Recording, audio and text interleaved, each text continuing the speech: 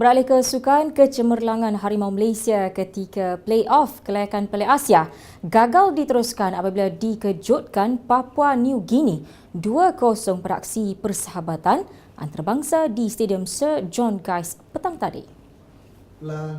Kekalahan ini jelas memalukan ketika kedudukan pasukan kebangsaan kendalian Dato' Ong Kin Swee jelas lebih baik berbanding lawan. Malaysia menghuni ranking ke-173, manakala Papua New Guinea pula berada lebih bawah iaitu di kedudukan 193. Kedua-dua gol Papua New Guinea hadir menerusi penyerangnya Tommy Semi masing-masing pada minit ke-35 dan 42. Saingan Copa America Clint Dempsey meledak gol dalam 3 perlawanan berturut-turut dan mengumpan bola kepada Giassi Zardes untuk gol kedua ketiga menewaskan Ecuador 2-1. Kemenangan itu meletakkan Amerika Syarikat sebagai pasukan yang pertama layak ke kelompok 4 terakhir. Kejohanan kali ini yang pertama kali diadakan di luar Amerika Selatan.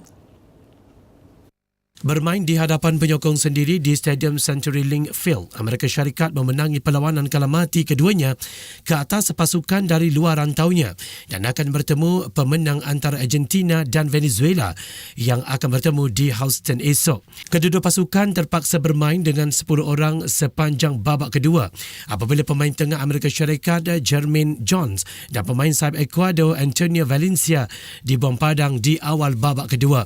Jones akan digantung pada aksi separuh akhir nanti bersama gandengan tengahnya Alessandro Bedoya dan Bobby Wood yang menerima kad kuning kedua dalam kejohanan.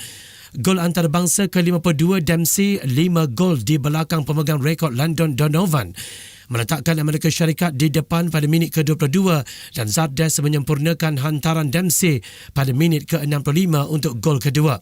Michael Arroyo merapatkan jurang pada minit ke-74 dengan Annie Valencia terlepas beberapa peluang keemasan untuk menyamakan kedudukan.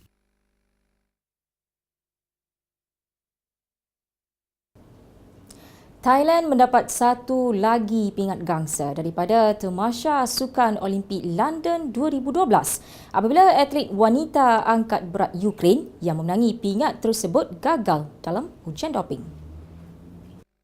Naib Presiden Persekutuan Angkat Berat Antarabangsa IWF Major General Intarat Yot Bang Tui berkata susulan pembatalan keputusan Yuliana Kalina, maka pingat tersebut diberikan kepada atlet Thailand Siripuchi Kulnoi yang menduduki tempat keempat dalam acara 58 kg itu.